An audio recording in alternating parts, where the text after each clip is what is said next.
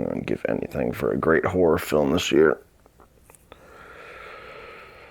Give my goddamn soul for just classic horror film.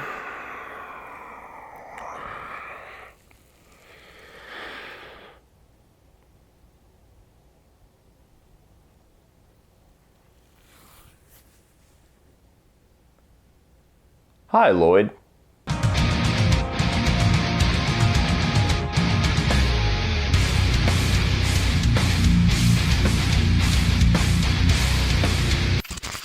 So Dr. Sleep tells the story of Danny Torrance teaming up with a young, powerful girl to battle a cult that preys off of The Shining to seek immortality. Well, here we have the latest Stephen King adaptation as well as a sequel to the beloved horror classic Stanley Kubrick's The Shining. Now, let me go ahead and just set the stage for who I am as a fan of The Shining, as a fan of walking into Dr. Sleep. Who am I? I'm a guy who has not read either of the novels. I have not read The Shining. I have not read Dr. Sleep. I really do love Stanley Kubrick's version of The Shining. I know that King has a lot of problems with it, but it is one of the most celebrated and loved horror films of all time. So, subjectivity right there. Dr. Sleep, I'll be honest, I remember I actually worked at Target whenever this book came out, and the cover always interested me, but I'm not really a big reader, and I had not read the book, and I know that it was going to be a direct follow-up to the book, and the movie's very different, so I just never really got around to checking it out, and I actually walked into this movie damn near blind, because the trailers seemed to be focusing more on, obviously some of the characters, you get to see some of where this movie is going, but it really tends to lean on the nostalgia of Stanley Kubrick's film to draw you into the movie. Plot-wise, I really had no idea what the story was going to be. Is it just going to be focused on the Overlook Hotel? Is it going to be something completely different? Who is this character with this magician hat walking around? I had no clue, and this, without a doubt, is one of my biggest surprises of 2019, and a serious contender for my favorite film of 2019. Dr. Sleep was awesome. Coming from somebody that has felt 2019 to be a very mediocre, disappointing year as far as horror. I know that might trigger some people because people love Midsommar, people love Us. To be honest with you, the only horror film that has delivered for me personally is Child's Play, which is a movie that a lot of people did not like. So that's the kind of year it has been for me as far as horror. I also liked Haunt quite a bit, but even that one doesn't really have its fans. This to me, without a doubt, like by a landslide, is the best horror film that we have gotten all year, and one of the best films. I mean, it's just Dr. Sleep. God damn it. Let me get into the good. What is the positives of Dr. Sleep? Because there is so much. First and foremost, I just got to praise the story because this is a great follow-up to The Shining. Now, obviously, this is directly following the book of Stephen King, and there are some things that have been altered in its adaptation to the screen to also follow the movie, but predominantly this is a story that is following the themes and following the story and the characters that was probably fleshed out more and more prominent in the novel. So most of the meat of this film is following Stephen King's novel. When you think about that concept on paper, sequel to The Shining, I get a headache just trying to think of where the hell you would even go with that. What, just bring somebody else to the hotel? Which in the book is impossible because the fucking thing blew up, but where do you go? Would you follow the ghost? Is it a prequel? I mean, how do you follow up The Shining with more story? Dr. Sleep and Stephen King found this brilliant way to latch into some of the heart and the concepts of The Shining, like literally The Shining, the actual power that Danny Torrance and Dick Hallorann and in this movie a lot more people tend to have, and take that concept into a completely different type of story. This is not a haunted house movie. This is not focusing on the dead or focusing on the temptations of evil in this evil place. This is more a classic story of good versus evil. This is taking somebody who is has a very troubled past, that's a very complicated character, and throwing him into a situation where he now has this little girl who is basically the embodiment of innocence and is more powerful than he has ever seen and ever been, who is being hunted by like the Manson family in The Shining, basically. It's this little cult, and it's almost reminded me of Near Dark. Like, they're just like these rebels that go in through towns and do whatever the fuck they want, and they just live life with immortality. I'll get more into them, but you have this ultimate evil of this group of people that are just trying to snuff the shining out of the world and use it for their own benefit, for immortality. And Danny Torrance has to face his own demons, face his own, past regarding his father and the thing at the Overlook Hotel, everything that happened with that and where his life has gone, and place himself into this situation and use his powers, his experiences, everything that he has learned over the years to try to win this ultimate battle of good versus evil. And that is just a very different spin on what was originally just kind of a haunted house kind of fixation on alcoholism and madness and claustrophobia and cabin fever and everything like that. All the themes from The Shining made that movie and that book so rich thematically and so iconic, and just a landmark film and a book that people till this day still celebrate. But Dr. Sleep, while on paper might seem like just a losing battle trying to follow that up, does a brilliant job of just taking that concept, taking those themes and taking these characters and just giving us something completely different, which you rarely ever get with a sequel. Most sequels is, let's take that concept and make it bigger or explore it a little bit more or do the exact same thing but maybe a higher budget. No, Dr. Sleep, totally different world. And huge props to the director Mike Flanagan. Now this is a director that I've had my eye on. He's kind of quietly been building a name for himself in the horror community. He came out with Oculus, which to me was the first film that I saw, which I liked quite a bit. Ending didn't 100% work for me, but really liked that film and the direction that he took for it. Hush was a very good film.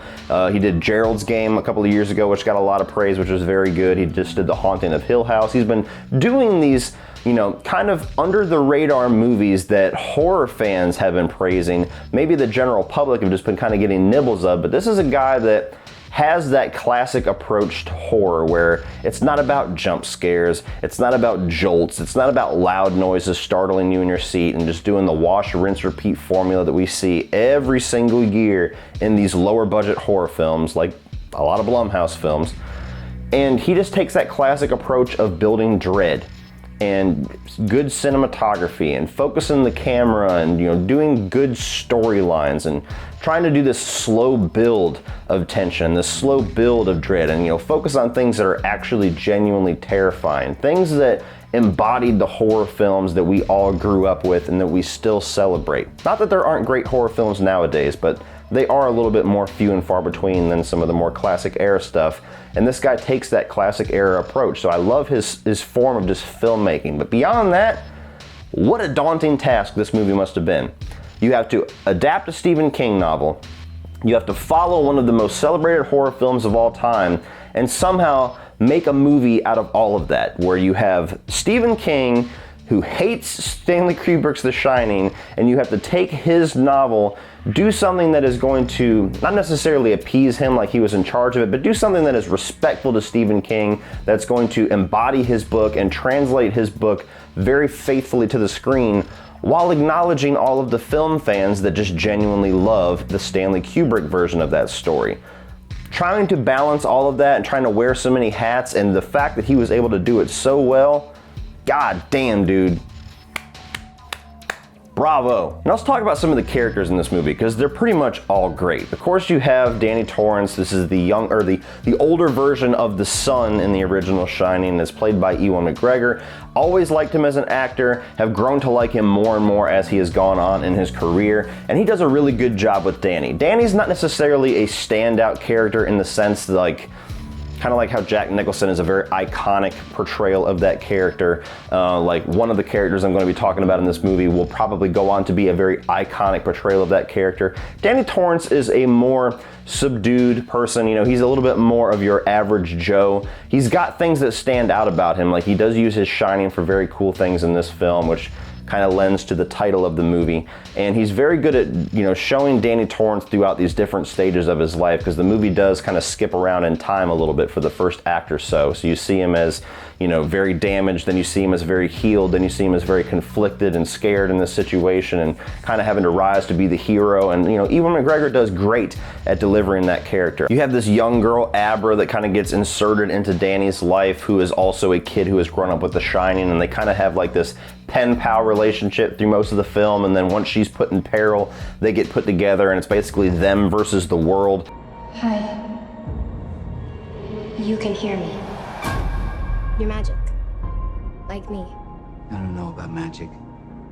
always called it The Shining. And the young actress that portrayed this character does very good. Always a hard thing when you have child actors because they either are really impressive or really distracting, and she was really good. And a really interesting character too, because she has a lot of the same kind of vibes that you got from young Danny Torrance in The Shining, where he has so much power and she has so much power at a young age that they don't quite know what to do with it, but she's almost a little bit more mature with it. Obviously she's a little older, but she's a little bit more heroic. She's a little bit more bold-faced. You know, she wants to get out there. She wants to stop this evil. She wants to, you know, fuck up the works of this true knot cult, and because she knows what's going on and she doesn't want to be a bystander and just kind of let things happen. She wants to use her power for ultimate good, which kind of challenges Danny to pull that back out of himself and do the same thing. So them as like a relationship was great, but even just as a singular character, Abra was a really nice addition to this film. But the standout is Rebecca Ferguson as Rose the Hat. This is your main antagonist, and this is the character that will come away from this film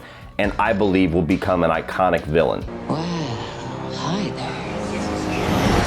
Get out of my head! Get out! I haven't felt power like that in so long. Because she is awesome. Like, she has so many different shades to this character that just kind of are appealing and kind of entice you as a viewer to where you're fascinated. Like, you could watch a whole movie with just that character. And there's a sizable amount of this film that's really just dedicated to her character. She almost shares the runtime with Danny Torrance. It's almost half her movie, but I could watch a whole film with just her because she's the leader of this cult, the True Knot. You don't really have an idea of how long she's been around, but she's been around for decades. And she's so evil, but she's got this charisma to her. She's got like this quirkiness and, you know, a little sexiness because it's Rebecca Ferguson, let's be honest. But there's like this Stevie Nicks thing going on with her where she's got a little gypsy kind of vibe and she's got this little magician hat, which should be so out of place that's why she got the name, because it's so weird, but it fits her so well. It's like, I can't imagine Rebecca Ferguson without this hat now. But as far as a character and her motivation is just seeking immortality and trying to lead this cult of these murderers and these vile people that just are just ticking time, you know what I mean? Just want to get as many dates on their calendar as possible, and that seems to be their end goal, that and just living life free. These people, they hurt people like us. And like I said, it really reminded me of Near Dark, and I love that film, and that's part of the reason why I think I latched onto these villains so much, is because they really reminded me of the vampires in Near Dark, where they have, like, you know, they have campers and Winnebagos and everything, where they're just kind of going across the US, causing chaos, murdering motherfuckers, and just enjoying life because they have an unlimited amount of it. And they were just such an interesting group.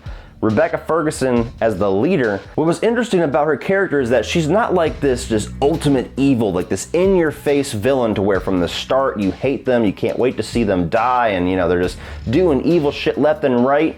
She's almost like enjoyable with how evil she is. Like, she's so cool and carefree and charismatic that you almost want her to win in a certain sense. So like there's parts of the movie, and especially a very brutal scene about halfway in involving the murder of a kid, where from that point on they're definitely clearly evil and you do want them to lose, but like there's such a swagger about her character that I just want a Rose the Hat movie. Are you with me, right? Rose the Hat movie? Anybody? Nonetheless, she does a great job at really drawing you in. She does a great job at commanding the screen as this villain. I've always really liked this actress. She did great in the Mission Impossible 5, I believe, Rogue Nation, when she first came in.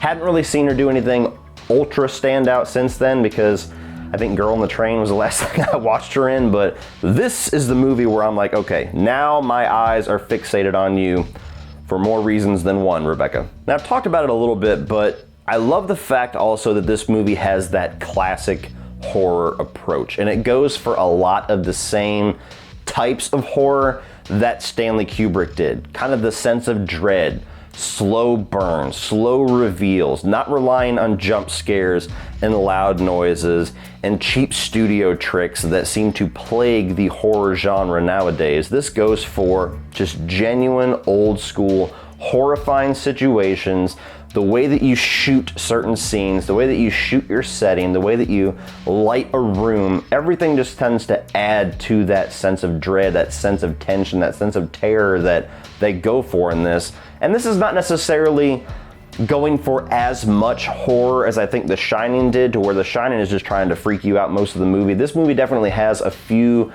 different genres that it's going for. You know, there's some action-y kind of segments to it. There's some dramatic segments to it. But especially like the first act and the third act and segments throughout where they go for the horror, like when you get to the Overlook Hotel eventually, it just puts you right back into that state of mind where you're watching this classic horror film and you're going, why can't we have more movies like this? Like, this is the type of horror that works for me. This is something where I'm sitting in my chair and a door will just open a little bit. And the fact that there's not like some loud noise or a fucking face that jumps out or the door slamming shut really quickly and just kind of this loud boom in the theater, the fact that it doesn't go for that, but just lingers on the darkness between the two doors and makes you wonder what is hiding in there. What is coming? Is something coming?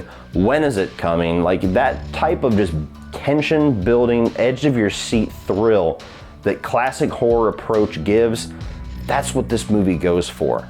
And God, I miss it so much. Now, something that you will hear me say in my negative section of my reviews quite often that is going to be very much in the positive section of this review is fan service.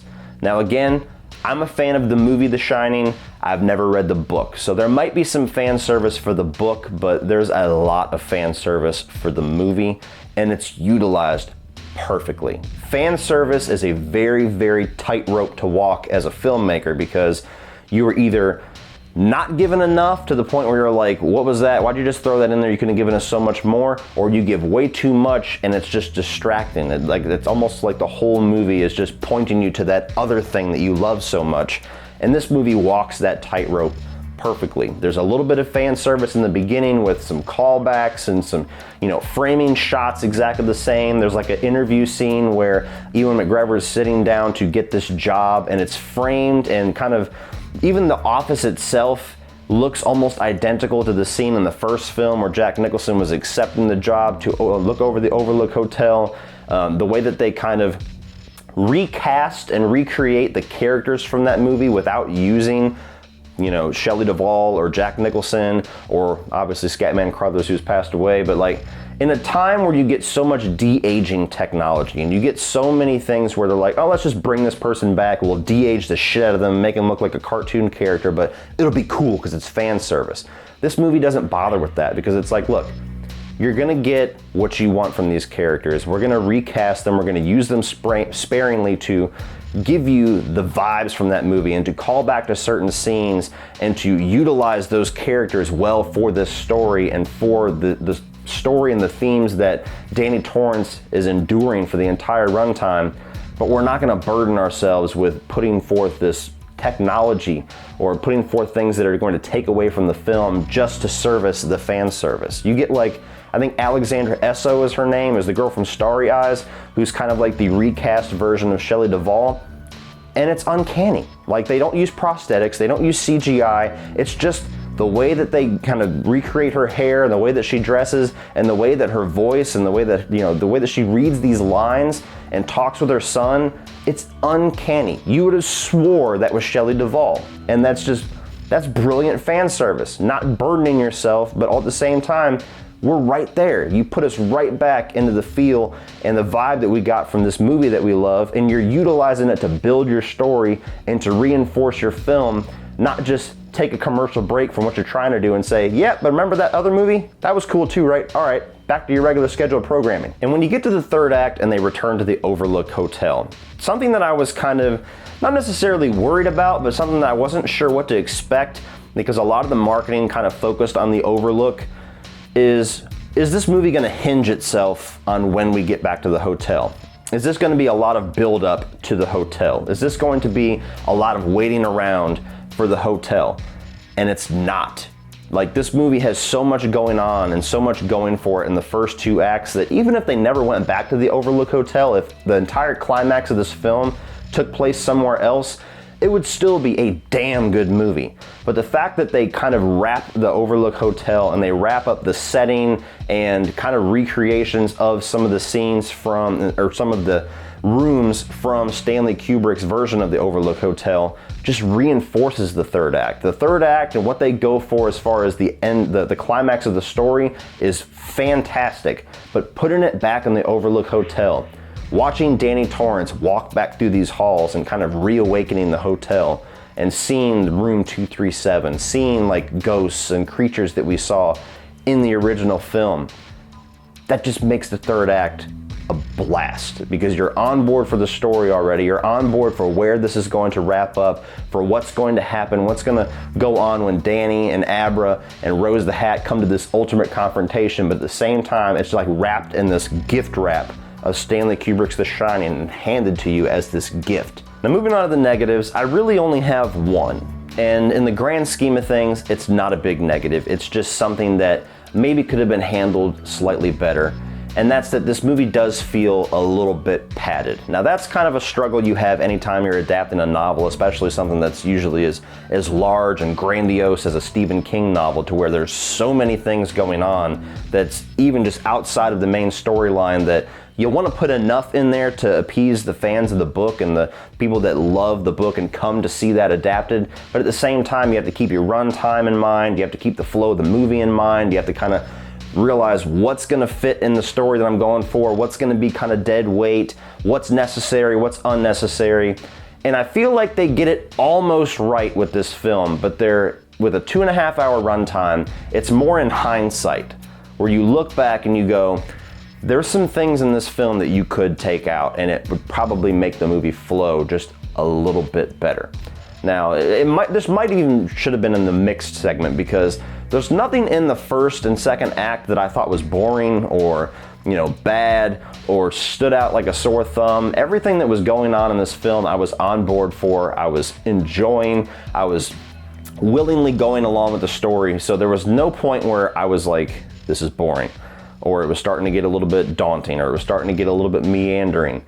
But in hindsight, when you look back, like there's certain things in the first act especially where they're really trying to set a lot of things up. They're trying to tail end off of Stanley Kubrick's The Shining and show what's happened since then to young Danny and Wendy, and then go on to years later to Danny whenever he is kind of struggling in life and dealing with addiction and not in the best place, and then they're going to fast forward even more to when he's in a better place. And there's so much that goes on from those three steps that, along with all of the Rose the Hat storyline, that they kind of like are fighting for screen time the first 45 minutes, hour of this film, to the point where there could have been some things taken out, I believe, to streamline the beginning of this film and probably even through the middle of the second act. Like there's this whole subplot that probably could have been taken out entirely, where you see Rose the Hat and her group, where they're trying to basically recruit this girl who I believe was called like a rattlesnake or somebody the snake. Anyway, there's this whole 10-minute, 15-minute segment where they're in a movie theater and they're checking this chick out and trying to see if they want to drain the life force from her because she has the Shining, and she starts to do some things. They're like, well, maybe we can recruit her. And then they approach her and talk to her for a while, and then they bring her back to the hideout that they got, and they're trying to introduce her to everybody, and then they're actually doing the little ritual thing, and there's so much going on to the point where you feel like this character is going to be this major piece in the movie, that the fact that they're dedicating so much time and focus to her, when she really just becomes another one of the cult. To where, in hindsight, like very good scenes, very entertaining stuff, very intriguing, to where you're like, man, I want to know more about this damn cult. In hindsight, small things like that, you probably could have taken out and streamline this a little bit. Now, where I say it could have been a mixed aspect, and I'm probably rambling a bit, this almost feels like the director's cut of something like T2, to where you can watch the theatrical cut and the movie just moves. There's things that were cut out and the movie just moves. And then you watch the director's cut and you see these really interesting scenes that do flesh out the world and the story just a little bit more, and you really enjoy that ride too, or at least I do personally. I can watch the director's cut totally along for that ride too. It's a little bit longer, a little bit more fleshed out. Maybe it doesn't move as quickly as the theatrical cut, but there's just more there. That's kind of the same thing here. I feel like we were kind of watching the director's cut of Dr. Sleep a little bit. But all in all, guys, I loved this movie. The total surprise this might be my most surprising of the year, because even though I love The Shining, and even though I really trust Mike Flanagan as a director, and even though the trailers really intrigued me, for some reason this movie never really jolted onto my radar. Like, it never really was one where I'm like, damn, I can't wait till the beginning of November so I can see Dr. Sleep. Even yesterday before the film, you know, I'm at work and I'm like, oh yeah, Dr. Sleep's tonight. All right, that should be cool.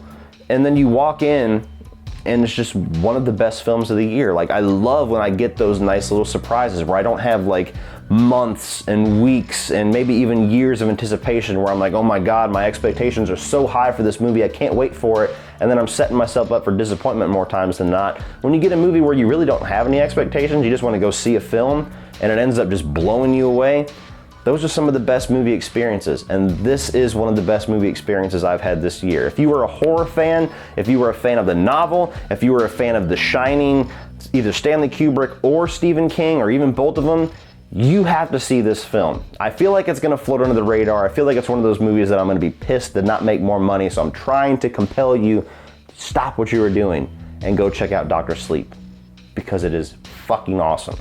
Come and play with us forever and ever. So horror fans, rejoice, because Dr. Sleep is a fantastic follow-up to The Shining. It's a fantastic horror film, and it is one of the best films thus far this year, and will be very hard to top for the last 2 months of 2019. So drop everything that you're doing, check this thing out in theaters, and then go out and buy it.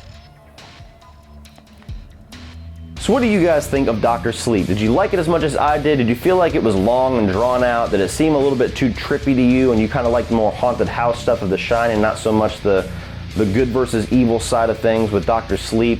Or did this thing just blow you out of the water and maybe you liked it more than The Shining? Let me know your thoughts on Dr. Sleep down below in the comment section and we will talk about it. Please check the video description below for social media links like Facebook, Instagram, Twitter, and my Patreon page, which is a great way to give back to this channel and help this channel grow while getting cool exclusive content for your eyes only if you decide to become a patron.